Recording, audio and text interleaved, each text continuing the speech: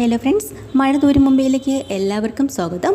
അങ്ങനെ നമ്മുടെ അലീനയോട് ഗ്രേസമ്മ പറയുവാണ്, മോളെ നീ എന്തിനാ ആ വീട് വിട്ട് പോകുന്നത്? നീ എങ്ങോട്ട് പോകാനാ? നിനക്ക് ആരോരും ഇല്ലാത്തതല്ലേ എന്ന് ചോദിക്കാട്ടോ. അത് എനിക്ക് പോയേ പറ്റുള്ളൂ. പോരാഞ്ഞിട്ട് ഞാൻ അവിടുന്ന് പോയാൽ മാത്രമേ മാഡം തിരിച്ചു വരത്തുള്ളൂ. അല്ലെങ്കിൽ അവിടെ ആകെ പ്രശ്നമാവും ആൻറ്റി.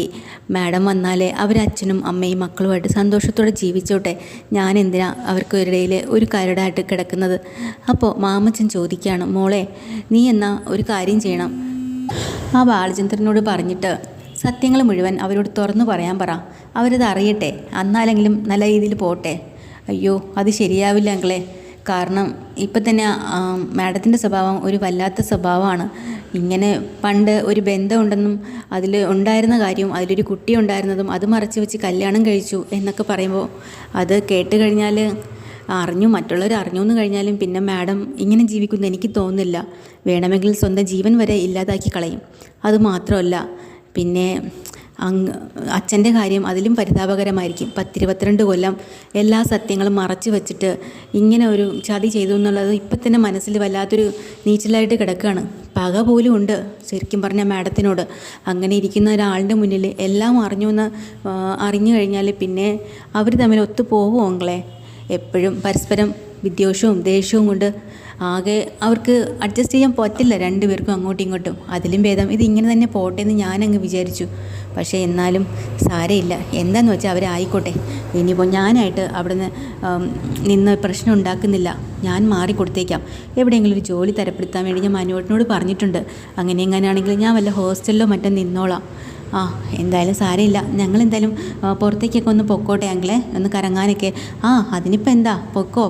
അപ്പോൾ രേവതി കുട്ടി ഒരുങ്ങി റെഡിയായി വന്ന് രേവതി കുട്ടിയും പറയാണ്, എന്നാൽ പിന്നെ നമ്മൾക്ക് നിന്ന് സമയം കളയണ്ട, നമുക്ക് പോയിട്ട് വന്നാലോ. അപ്പോൾ ബബിത, കൃഷ്ണമോള് എല്ലാവരും വന്നിട്ടുണ്ട് കേട്ടോ. അപ്പം തന്നെ രോഹിത്തിനെ കാണാനില്ല കുറച്ച് കഴിയുമ്പോൾ. അപ്പോൾ ഇറങ്ങി വരുമ്പോൾ മാമച്ചനും രോഹിത്തും കൂടെ കുറച്ച് കഴിഞ്ഞ് എവിടേക്കോ പറമ്പിലൊക്കെ ചുറ്റിത്തിരിഞ്ഞ് നടക്കുകയാണ്. അപ്പോൾ രേവതി പറയുകയാണ്, ഒരു കാര്യം നിങ്ങളെല്ലാവരും ഇറങ്ങിയില്ലല്ലേ, ഞാൻ പോയി രോഹിത്തേട്ടനെ വിളിച്ചിട്ട് വരാം. അങ്ങനെ രേവതി രോഹിത്തിനെയും മാമച്ചനെയൊക്കെ വിളിച്ചുകൊണ്ട് വരിക. എവിടെ ആയിരുന്നു രണ്ടുപേരും?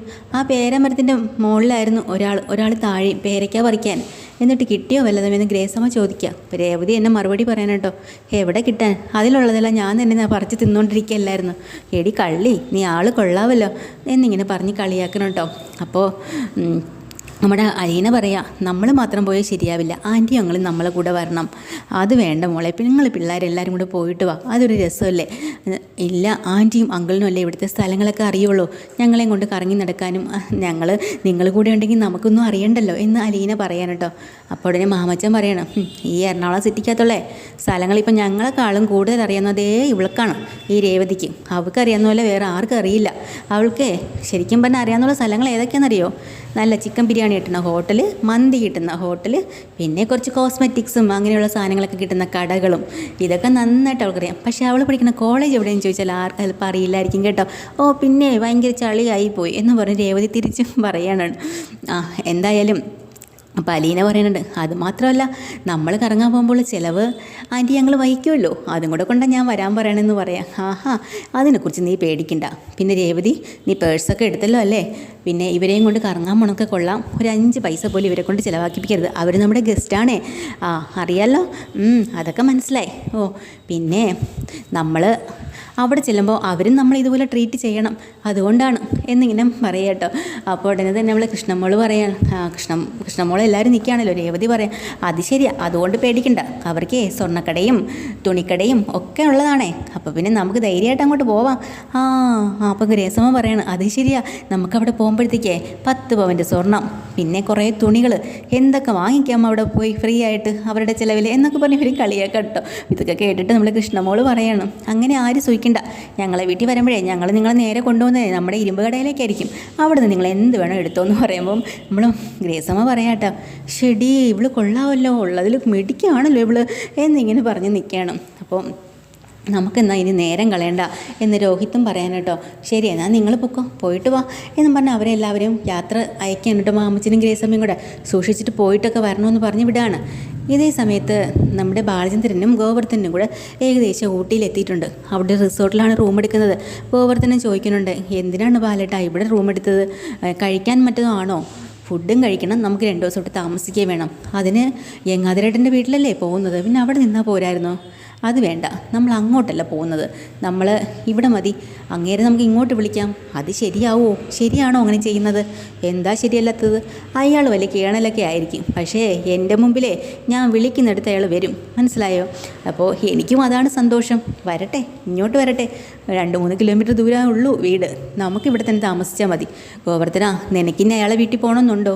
ഏയ്, അങ്ങനെയൊന്നുമില്ല. ബാലേട്ടൻ എന്തു പറയുന്നു അത് തന്നെ. ശരി, എന്നാ വാ.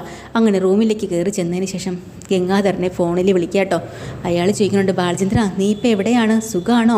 ആ, സുഖമാണ്. പക്ഷേ നിങ്ങളുടെ പുന്നാര അനിയത്തി വീട്ടിൽ നിന്നൊക്കെ പിണങ്ങി പോയതൊക്കെ അറിഞ്ഞല്ലോ അല്ലേ? ആ, അതൊക്കെ അറിഞ്ഞല്ലോ ഞാനന്ന്. ആ, അത് അറിഞ്ഞത് നന്നായി. പിന്നെ ഞാൻ വേറൊരു കാര്യത്തിനാണ് വന്നത്. എന്ത് കാര്യം? ഞാൻ നിങ്ങളുടെ സ്ഥലത്ത് തന്നെ ഉണ്ട്. ഇവിടെയോ? അതെ, ഇവിടെ തന്നെ ഉണ്ട്. അത് ശരി. അപ്പോൾ നീ എന്താ പിന്നെ ഇങ്ങോട്ട് വരാത്തത്? ഒരു 3 കിലോമീറ്ററിന് ഇപ്പുറം ഞാനുണ്ട് ഒരു റിസോർട്ടിൽ. എനിക്കിപ്പോൾ അവിടെ വരേണ്ട കാര്യമില്ല. നിങ്ങൾക്ക് എന്നെ കാണും, നിങ്ങൾ ഇങ്ങോട്ട് വന്ന് പറയാട്ടോ. എന്താ ബാലേന്ദ്ര ഇങ്ങനെയൊക്കെ പറയുന്നത്?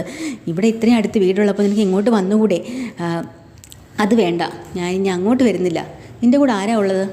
എൻ്റെ സഹോദരിയുടെ ഭർത്താവായ ഗോവർദ്ധനൻ കൂടെ ഉണ്ട്. പിന്നെ എൻ്റെ സഹോദരി അവരൊക്കെ സുഖമായിട്ട് ജീവിക്കുന്നുണ്ട് കേട്ടോ. കാര്യം എന്ന് വെച്ചാൽ നല്ല വിശ്വാസവും നല്ല തറവാടിയായിട്ട് നല്ല രീതിയിലും വളർത്തി വലുതാക്കിയതാണ് എൻ്റെ പൊന്ന അനിയത്തിയെ. അതുകൊണ്ട് അവളെ ഭർത്താവിനോടൊപ്പം സന്തോഷത്തോടെ ജീവിക്കുന്നുണ്ട്. അപ്പോൾ ഗോവർദ്ധൻ ഇതൊക്കെ കേട്ടിട്ട് ഒന്നും മനസ്സിലാവണില്ല. അല്ല, ഇങ്ങനെ ശവത്തി കുത്തല്ലേ എന്നിങ്ങനെ ഗംഗാധരൻ പറയാട്ടോ. ഞാനല്ല കുത്തുന്നത്, നിങ്ങളാണ് വർഷങ്ങൾക്ക് 10-22 വർഷം കൊണ്ട് എന്നെ കുത്തിക്കൊണ്ടിരിക്കുന്നത് എന്നിങ്ങനെ ബാലചന്ദ്രന് മറുപടി പറയാം.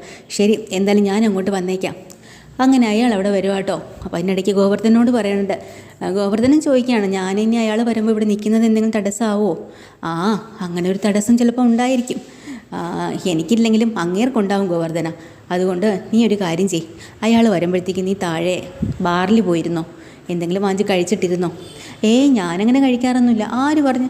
ഞാൻ ഗൾഫിൽ നിന്നൊക്കെ വരുമ്പോൾ കൊണ്ടുവരുന്നതൊക്കെ കഴിക്കാറില്ലായിരുന്നേട്ടാ നീ? ആ, ഉണ്ട്. ആ, എന്നാൽ പിന്നെ പൊക്കോ, പോയി കഴിച്ചോ. ആ സമയത്ത് അയാൾ വരും, അയാളോട് പറയേണ്ടതൊക്കെ പറഞ്ഞിട്ട് ഞാനും കൂടിക്കോളാം. ശരി. അങ്ങനെ അയാൾ പോയി കഴിഞ്ഞാണ് താഴെ ഗംഗാധരൻ വരുന്നത് കേട്ടോ. അപ്പോൾ ഗംഗാധരനാണെങ്കിൽ ചോദിക്കുകയാണ്, അതെ, വേറൊന്നുമല്ല, നിങ്ങൾ എത്രാമത്തെ റൂമിലാണ് ബാലചന്ദ്ര എന്ന് പറഞ്ഞ് ഫോണിൽ വിളിച്ച് ചോദിക്കുക. ഉടനെ അയാൾ ചോദിക്കുന്നുണ്ട്, അതിന് ആദ്യമായിട്ടാണോ ഗംഗാധരേട്ടൻ റൂമൊക്കെ എടുക്കുന്നത്, റൂമിലും ഹോട്ടൽ റൂമിലൊക്കെ വരുന്നത്? അല്ല, ജസ്റ്റ് ഒന്ന് ചോദിച്ചെന്നേ ഉള്ളൂ. താഴെ എൻക്വയറി വന്ന് ചോദിച്ചാൽ പോലും അവർ പറഞ്ഞു തരും. അല്ല, ആ ഒരു നമ്മളുള്ള ഇരിപ്പോശം കൊണ്ട് ഞാൻ വിളിച്ച് ചോദിച്ചെന്നേ ഉള്ളൂ. ആ, ശരി, 405 ഞാൻ താമസിക്കുന്നത്, കയറി മേളിലേക്ക് പോരെ. അങ്ങനെ അയാൾ നേരെ മേളിലേക്ക് കയറി വരുക കേട്ടോ. കോളിംഗ് ബെല്ലടിക്കുമ്പോൾ ഓടി ചെന്ന് ബാലചന്ദ്രൻ ഡോറ് തുറന്നു കൊടുക്കുകയാണ്. ശരി. പിന്നെ ബാലചന്ദ്ര, നീ ഇത്രയും അടുത്ത് കിടന്നിട്ട് നിനക്ക് അങ്ങോട്ട് വന്നുകൂടായിരുന്നോ എന്ന് ചോദിക്കുകയാണ്. അതിനുള്ള മറുപടി ഞാൻ തന്നല്ലോ. പിന്നെ ഞാനിവിടെ വന്നത് വേറെ ചില കാര്യത്തിനാണ്. നിങ്ങളെ വീട്ടിൽ ഉറങ്ങി സൽക്കരിക്കാനൊന്നും അല്ല ഞാൻ വന്നത്. എന്താണ് ബാലചന്ദ്ര, കാര്യം എന്താണ്? അതെ, എനിക്ക് ചില കാര്യങ്ങൾ അറിയണം. പിന്നെ നിങ്ങളുടെ പുന്നാര പെങ്ങളെ പണ്ട് പഠിക്കുന്ന സമയത്ത് എന്തോ നിങ്ങളുടെ കൂടെ വന്നിരുന്നപ്പോൾ ഇവിടെയൊക്കെ ഒരുത്തനോട് വ്യഭിചരിച്ച് നടന്നു എന്ന് പറഞ്ഞില്ലേ, ആ ഒരു കാര്യം അത് ആരുമായിട്ടായിരുന്നു എന്ന് എനിക്കറിയണം. ബാലചന്ദ്ര, അതിൻ്റെ ആവശ്യമുണ്ടോ? ആവശ്യമുണ്ട്, പറഞ്ഞേ പറ്റുള്ളൂ എന്നിങ്ങനെ പറഞ്ഞ് നിൽക്കട്ടെ. എപ്പിസോഡ് തീരാ. ഡീറ്റെയിൽഡ് എപ്പിസോഡുമായി വീണ്ടും വരാം. ചാനൽ ഇഷ്ടമായി ലൈക്ക് ചെയ്യുക, സബ്സ്ക്രൈബ് ചെയ്യുക. Thank you.